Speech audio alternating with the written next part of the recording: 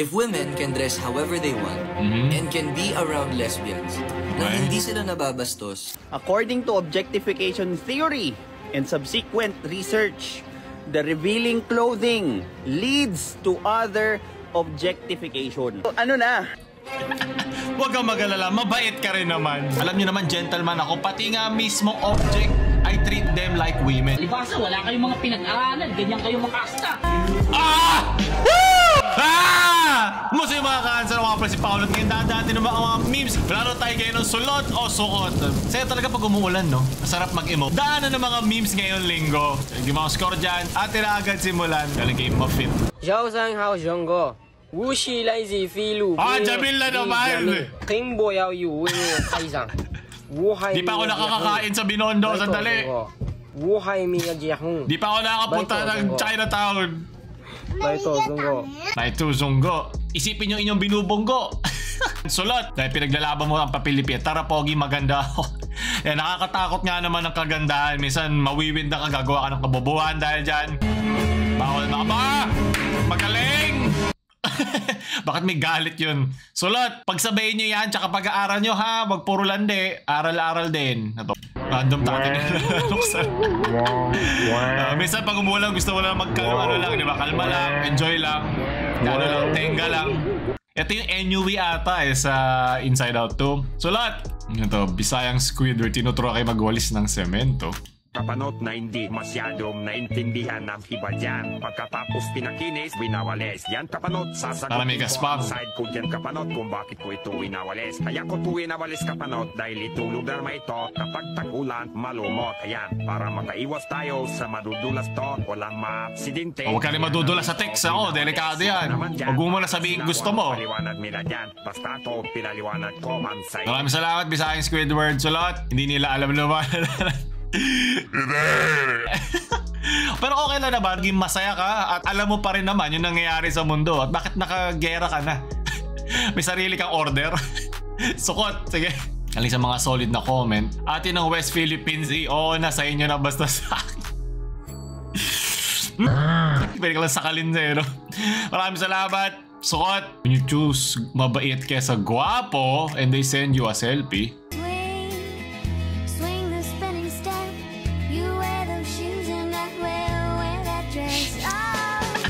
huwag kang mag-alala, mabait ka rin naman. Sadya umiyak.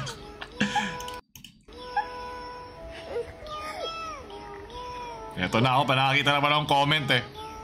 Pagod na ako magsalita. Pagod na ako dumaan sa internet ng mga pinapakita nyo. Meow, meow, meow, meow, meow. Kaya masaya na, yay! Puro meow, meow, paulit-ulit ako na. Sukot! Tagalog, Bisaya, atin na West Philippines. Yan ang gusto ko. Tutulungan tayo. Tayo na lang magtutulungan dito. At sabi rin naman, di ba, kapwa Pilipino mo lang ang babatak sa'yo. Kaya ito ang isa sa mga paraan para magtulungan tayo. Bakit hindi? Sulot! Galing kay Ozzy. Walang daan. Hindi, nakumpleto na nila lahat. Ayop. Mahirap labanan niya. Pero okay lang, uninstall lang natin. Sulot! Kay Mark on game. Ano, may matatapon pa eh. Akin na, rival lang lechon. Patay gutom nga. Sige, yan, dugyutin nyo. Asim. Oh my God, dugyut. Sana na lang magkakapromote tayo. Hinawakan pa yung balat ng iba. Naku, bawal yan. Ganito magkalat ng pandemic. Sana magkakatropa kayo kasi kung ito ginawa na di mo kakilala, merong balat dyan na mapipitik sigurado. Sukot. Ito. Ang number 2. Sure. Yung number 2 natin guys, no? 3 pieces na yan. O ano, Happy na Prime. matatanggap nyo. So mamimili kayo kung assorted. Ganyan-ganyan. Ito po yun. Yung sinasabi kong tube chest binder. Vertical diba? dance na. 20k. Wait lang be, kumalma ka. Oo, ito na be. Ito na. Saan ang gagaling yung laugh track? Kayo ah. Ayoko na. Wag! 4, 5, 6, 7, 8, 9, 10, 11, 12, 13, 14, 15, 16, 17, Okay na pala. Masaya na pala tag-ulan pag may ganito. Umuulan din ng kaldag. O, 30 na yun, be. Salamat. May pera na tayong mga sundalo na lalaban sa China. Maraming salamat, Sukot.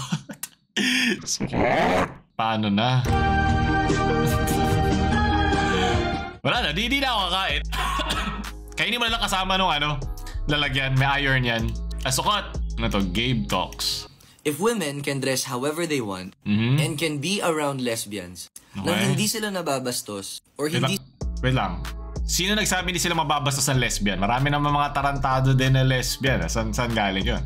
Or hindi sila nagkakaroon ng takot? Sila nagkakaroon ng takot na baka bastusin sila. Ito naman inward naman. Sila papunta sa outside external force. Yung kanina naman, external force pabalik sa kanila. Nang hindi sila So, I think magkaiba naman yun. According to objectification theory and subsequent research, the revealing clothing leads to other objectification. And other objectification leads to the negative inferences about the woman. So, ang dali mong i-debunk kasi ang kailangan lang ay yung diligent enough para magbasa nung article or nung evidence na pinapasa ko. Natatawa ako sa isang content creator na to na ginawa na ko ng pagkadami-daming videos. Tapos yung tagline niya is teaching the joy of arguing without becoming toxic. Kaya niyang banggitin yung tagline doon sa page pero hindi niya ako kayang pangalanan. Brother Pinoy Extreme, there is a difference between wala akong maribat sa mga sinasabi mo, between dun sa 40 videos na yung ginawa ko, wala ka pa rin maintindihan. Kung meron kang buhay, wala kang panahon, halongkatin ng basura ng internet tulad ko para subukan himayin at sipsipin ang dagta sa ilalim ng basura na yun para idura sa inyo. Ngayon, kamakailan, merong back and forth sa iba't ibang mga TikToker at influencers sa social media regarding sa objectification of women. Alam niyo naman, gentleman ako, pati nga mismong object, I treat them like women. Ganyan ako nire-respeto ang lahat ng bagay sa aking paligid. At natawag na din tayo na kung ano-anong label, diba? From misogynistic to white knight, iba naman simp, at yun din ang tawagan dito sa iba't ibang nomenclature ng internet labels at personalities na pinapakita natin online. So gusto ko na ito pag-usapan kasi matagal na siya usapin eh. So gusto ko muna i-presenta yung kanilang mga point. Kaya magsimula, gusto ko muna magkaroon ng common ground kung saan lahat sila at ako, kasama ako dito, kasama tayo lahat dito bilang isang lipunan. Gusto natin mag-progress bilang isang lipunan. So, pwede natin dito sabihin na women are objectified. Tama ka, hindi lang naman babae na objectified, pero ito yung pinag-uusapan ngayon. So, dapat nasa kanila muna yung spotlight. Hindi dapat natin gawin, ba't hindi na sabi dito yung sila lalaki? Dapat kami din. Meron tayong sariling panahon para dito. Pero sa sobrang laki ng topic na to, isa lang dapat muna pag-usapan. So, dito pinag-usapan na ang isa sa mga main factors kaya na-objectify ang babae ay dahil sa kanilang pananamit. So, dito na tayo nagkakaroon ng hidwaan na naniniwala ako pareho naman tama. Pero pag-usapan natin, ang isa dito sinasabi ay mag-ayos ang babae sa kanyang pananamit at ang isa naman, sa kabilang side naman, mga extremes to ay mag-ayos ang nakapaligid sa kanila. So meron tayong 3 main points dito, ang biological function, ang real at so unahin muna natin biological function. Doon sa isang side, biological function at isa sa mga hierarchy of needs natin, diba? Maslow's hierarchy of needs, ang self. Mapababae ka o lalaki man, kakailanganin mo maging proud sa sarili mong balat. Yan ang nagkakos ng iba't ibang mga mental illnesses at complications sa iyong self-awareness at self-confidence na magkakaskade sa buong buhay mo. Mapasa pamilya, relasyon, career, diba? Lahat yan. Ngayon, hindi masama yun. Okay, at doon naman sa biological function naman ng mga taong nasa paligid, hindi rin naman nila mapipigilan kung meron talagang maganda para sa kanilang paningin at makikita nila. Pero responsibilidad ng mga nakatingin sa paligid na kontrolin ang sarili nila dahil hindi naman tayo mga hayop. Nakita ka na dyan na isang sabihin natin nakaluwa ang onti ang kanyang cleavage. Ganun ka ba? Yun doon nga tayo tinuturuan ng manners na you can look but don't stare. Alam mo, admire mo ang umaalog na yan. Tapos go on with your day. Mabuhay ka na ulit, diba? Dito po papasok yung range ng mga age. Kasi siyempre kung bata ka pa, natututo ka pa sa mundo, hindi pa hinog ang tingin mo sa mundo, makakalimutan mo minsan paano mag-act accordingly. At ganoon din naman sa kabilang side. Doon naman sa pananamit, mabuti rin alam natin out of manners at respect na alam dapat natin to dress appropriately. Kung nasa isa kang lugar na hindi mo naman kailangan suotin yun, mas weird, mas pang flash sa skibidi toilet yung ating pang-ugali. At meron din mga studies na nagsasabi na malaki din ang role nung lugar na kung saan mo suot yung damit mo kung paano ka tignan ng tao. Example lang, mapas sa church at sa gym. Diba? Sa church, andun ka for a solemn setting na nirerespeto mo yung religion at yung kanilang tradisyon doon sa loob. Pag nagsuot ka doon, syempre, nang talagang halos makita na ang ninuno mo, iba ang tingin ng tao sa'yo doon. Kasi alam nila, diba, yung societal culture natin dito, kung bakit ka nandun in the first place. Pag nasa gym ka naman o nasa beach ka, mas gets ng tao agad, diba? Isang tinginan lang, diba? Isang tingin na lang ganun na nandito ka para maging komportable, para magpaaraw, para malamigan sa tubig. So expect mo na magpapakita ka talaga ng balat. So may mga studies din dyan na malaki effect doon kung saan mo isusuot yung mismong damit mo. So sumunod naman, realism and idealism. Ito yung karamihan talaga pinagtatalunan nila. Kasi yung isa, realism part, sinasabi nila na mas kontrolin mo yung pananamit mo kasi hindi mo makokontrol yung mga tao sa paligid mo. Mapapamanyakol man yan o rapist na umayon ka, na isipin mo na agad yung pinakawala lang pwede mangyari sa'yo kung ganito ka manamit. Yung isa naman, yung idealistic part naman, sinasabi, suotin mo kung ano ang gusto mo, maging masaya ka sa pananamit mo, hindi dapat ikaw ang mag-adjust para sa ibang tao. Both points work at pwede rin naman sila sabay mo gawin.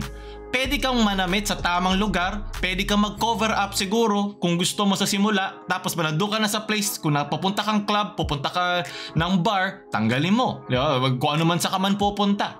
Ang malungkot nga lang dito kasi na sa pagsasaliksik ko, nung sinerch ko ibig sabihin ng femme fatale, based on history kasi talaga, mas tinitingnan natin ang appearance ng isang babae. Kaya nga sa lalaki, alam mo ano yung kanyang antonym, ano yung kabaliktaran niya sa kabilang side ng femme fatale? Status fetal. So sa version ng lalaki, hindi sila masyado nagre-rely sa itsura nila, mas nagre-rely sila sa kanilang status, sa kanilang success. At maintindihan niya ng karamihan ng mga lalaki dyan, di ba? Kaya mas malaking usapin ang objectification of women compared sa mga lalaki. Hindi naman talaga equal ang babae at lalaki, pero we can equally look at them as people. Pwede natin silang parehong i-humanize. Pero dito, mas pinagfo-focusan natin tong topic na to kasi yun ang mas malapit sa history pagdating sa mga babae. Kaya itigil na natin pagsasabi na bakit yung mga lalaki nasa-sexualize din naman. Totoo yun, pero hindi nyo kailangan natin pag-usapan sa ngayon. Okay? So, magagamit din naman natin to moving forward. Pwede mag-coexist ng realism at idealism araw-araw. Okay? It's a progress eh. Nagpo-progress ang lipunan. Ngayon, siguro mahirap kasi mas maraming tao realistically ang ganun eh, na nagka-catcall, makakita ng ganyan. Pero we are working towards a better society. So, dito pwede both, diba?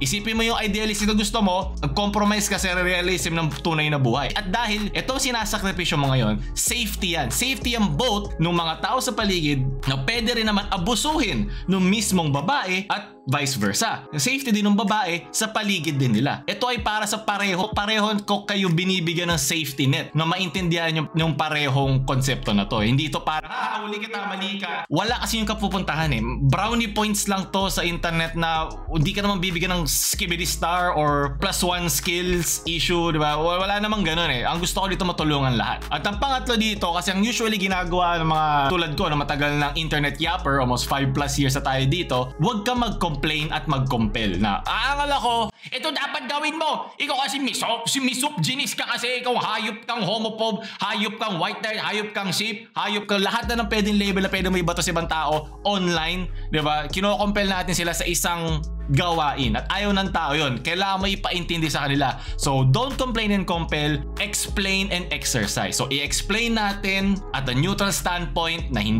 as much as possible, hopefully hindi bias, at i-exercise natin sa pang-araw-araw. Sana itag nyo din dito yung mga babaeng influencers. Si puro mansplain nila nakikita ko. Gusto ko makita sa side din ng mga babae. I'm sure meron dyan mga kilala, siguro wala lang siya sa aking feed at pakitag na lang yung mga babae natin influencers dahil ito ay isang topic na malapit sa kanila kung gusto nila with their consent. Naisip ko lang kasi mga nakikita ko itong mga balbasaradong lalaki na nagmamansplain lang sila kung paano dapat gumalaw ang babae. Okay yun kung yung most sa kanila pinag-uusapan ay para dun sa mga lalaki na nanonood sa kanila. Sa mga lalaki na nanonood ngayon dito, okay yun, nakakatulong yan. Pero gusto ko rin makita yung inside looking out, which is yung female aspect nito, di ba? So, sabi ko nga sa'yo, di ba? Hindi tayo nandito para may pag-away, dito tayo para may pagtalakayan. Ito yung mga masarap pag-usapan sa inuman, di ba? Pag nakainom ka not, lumalabas na ang tunay na pagka-homophobe misogynist mo. Sukot dahil ginagawa niyong away ang hindi naman dapat away. Why 90% of men are scared of women in 2024? So I want to talk about why men of this generation are scared of women. And there's a bunch of reasons, and I'm going to go into it. But number one, dating apps has made it so that men do not have to risk anything to go on a date with women. Tama. Back in the day, you used to have to at least go to a bar and risk rejection in front of your friends or embarrassment or any sort of thing like that. Now it's just guaranteed an app. Third reason I think men are scared of women is because they just do pornography and things like that to even go on dates, and they're so scared of being like called truly are scared of women. Tama! Ang galing, hindi ko naisip yun. Oo nga naman, sukot, leche. Kakapanood lang natin, pinag-usapan lang ng self-define of women. Ito na naman tayo eh. Ay, tayo naman. Tayo party, tingnan mo dyan. Kalsada, hindi dalaga. Sukot. Galing yung watermark ni Kiko. Ito na ho siya. Pag niyo ako i-judge. Di ba nag-ano na siya? Di ba tumigil na siya? Ito yung dati, no? Ba-vlogger na siya. Oh my God! Gogo. Nakakatakot yung mga AI ng mga ganito, leche. Sukot! Parang clingy ng anak ko, hindi talaga siya nakakatulog ng walang kayakap. Ako rin po. Same. Ako rin. Sukot! Pinoy pride. Ay, bastos. Uy! Philippines! Philippines! Sukot. Kali kay ha. May nagkakagusto sa'yo. Yay! Ay, ne. Okay lang, pwede na yan. Kahit ano, basta may butas. Sukot. Pag di ba pag ikaw merong kalungkutan at pighati. Ay, di tama pala yung sinuot ko, pighati. Wait lang. Bumili na kayo. Bagay na bagay ngayong tag-ulan. Ang pighati merch. Okay, yun lang. Paubos na yan. Ganda ni Angel, no? Seen so silent means yes. Grabing buhay ito. Wala man lang peace. Puro ilang peace. Sukot. Ano yan? Bakit? O sino yung ay po, sabi naglalandian pa sa likod. Uhuli ka, boy. Ito rin. Oh my God. Ano pa? Ba't basa? Basa man. Bakit dito? Alin basa? Pakunta ka yan. Hindi ko naintindihan. Saludo ako dito sa dalawang to. Very good. Pagpatuloy yan. Sukot. Naalala mo sweet memories nyo. Okay lang. Importante meron kayo memories. Tuwad lahat? Ito pati luha niya galing sa loo. Ay, yan ang talaga malungkot. Sulat. Di ka matiis. Sulat. Ano to? Kakagigil to, Electric pan, bibigyan mo ako ng baby wipes? Kung hindi ka naman, ano? Inuulit ko nga, sir, hindi ko alam ang laman nito. Pakialam at saka huwag ka mangangatwiran sa akin. Dahil tingnan mo nga yung dinilipat. Sa'yo kaya mangyari yan. Oh. Hindi naman niya alam yun. Magbaliktad tayo ng may seller kasi. Pero mahinahon ka dapat, hindi yung nagagalit ka. Nakakairita kayo eh. Isipin mo makakayo ka naman, alam mo naman yung mga nagpapadala niyan, ano din, Shopee din o seller din. Nag-uusap tayo ng matino tapos sisigaw-sigawan mo ako, minumura mo pa ako. Sa tingin mo, lalamig ang ulo. Proud na proud siya sa Rolex niya, ganun ang ganun eh, no? Ganyan yung ginagawa. Kapag kalala, mababayaran mo din yan sa sanglaan. Dideliveran niyo ako ng ganyan? Hindi naman yan yung order ko? Nakakabuisit kaya kayo. Hindi yan, kasalanan yan. Rider lang yan. Nakakaintindi ka ba? Driver nga lang yan. Untog mo yung ulo mo dun sa sa semento sa likod doon sa Rolex mo para maintindihan mo. Huwag kayong mag-ano dyan ha. Wala kayong kinalaman rito. Kayo mga chismosa. Paano sila di magiging chismosa? Sumisigaw ka. Kayo eh. Sige kung ikaw tama, sige na. Tapos ngayon gaganyan-ganyanin mo? Ha? Sige na, para manahimik ka na.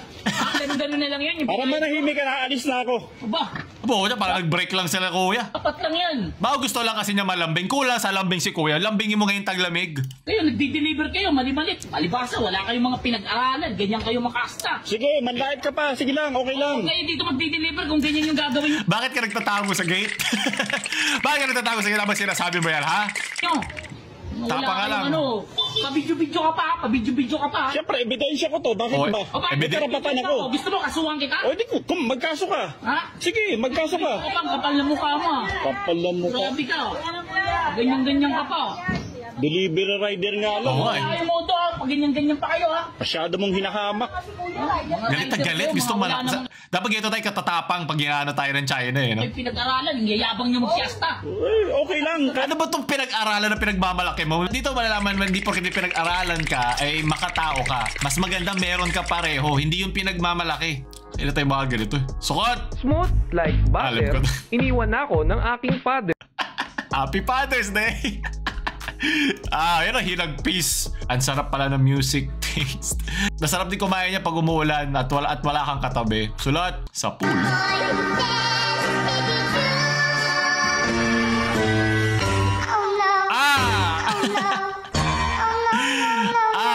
Na-objective pa yung utong ko. Aray ko po. Okay, latis. Pasok, diba? Very good. Sulat. Ano to? Galing yung quiz. Hop! Hop! Sikoy mo sa mukha. Ay po, di pwede, idol. O, si pa. Di pwede na ako. Mamaya may masushoot din dyan. Salot. This feeling. Woo! Yes! Let's go! Bira mo!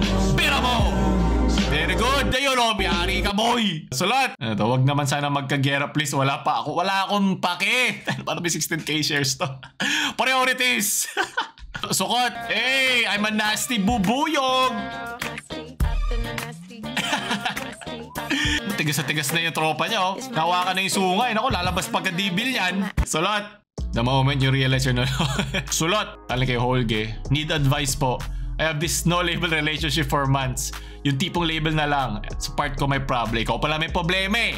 Una pa lang ayaw sa kanya ng friends ko, so I kept a relationship. Nako, mahirap yan, walang label. Nagkikita kami patago na walang nakakaalam. Tsaka alam mo, sindikato. Even from my family, puro ako. I've been sa kanila a few times. LDR kami, yung work niya 2 hours from me and yung hometown niya is another 2 hours. Pero sinasama niya ako pag umuwi siya sa kanila. Yan ang mahirap, boy. Pag ikaw inuuwi ka niya, pag malamig, ha? Pag suot-suot niya yung pigati jacket natin. Sabi ko, ipapakilala ko na siya sa fam ko next month, pero natatakot ako. He's 8 years older than I am and kalbo siya. So nabigla ako. Pupayag ka na walang label, pero nililabelan mo siyang kalbo. Ang sakit mo naman magsalita. Natatakot ako sasabihin ng fam ko, especially dahil maigpit din sila, but I really love him. Pero nalungkot na ba't kailangan pa emphasis na kalbo siya. Pero siguro ang gawin mo na lang, kung mahal mo siya, gagawin mo naman lahat, diba? Gagawin mo lahat ng katangahan. Hindi mo kailangan ng lohika. Hindi mo kailangan makinig sa TikTok. Sundan mo puso mo. Kung mapighati ka dahil sa desisyon mo, at least sa dulo ng araw, pinili mo yung puso mo. Minsan lang yun. Sukot dahil dilabelan mo siyang kalbo. Pamuli, yung gusto mo lang naman kumain mag-isa sa McDonald's. Exciting naman. Yeah. Ay. Nahiyan ako niya. Sip nyo naman. Saan nyo yan? Happy anniversary. Happy anniversary po. Sana all. Next question. Okay lang mag-isa. Ang una mo nga dapat mahalin sarili mo. Diba? Parang kanina doon sa ayaw ng label. Baka di pa niya mahal ang sarili niya. May meron siya pinagdadaanan. O baka ganun talaga siyang tao. Dapat alam mo yun. Walang masama kumaya mag-isa. O mapag-isa. Hindi na. Masaya siya mag-isa. Okay yun. Respect. Sa McDo kasi siya, walang joy sa chicken joy. Kaya siya siguro dilapitan ng kalungkutan. So sila na bahala sa'yo. Kung pa ng mga ganyan, sino nanalo ngayon? Sulot, sukot o lungkot? Kung kalimutan tayo like, share sa mga malungkot yung friends para sumaya siya o mas mapalungkot. Okay lang yan para mapagdaanan niya talaga ang pinagdadaanan sa buhay. Paolo na babaalap. Shoo!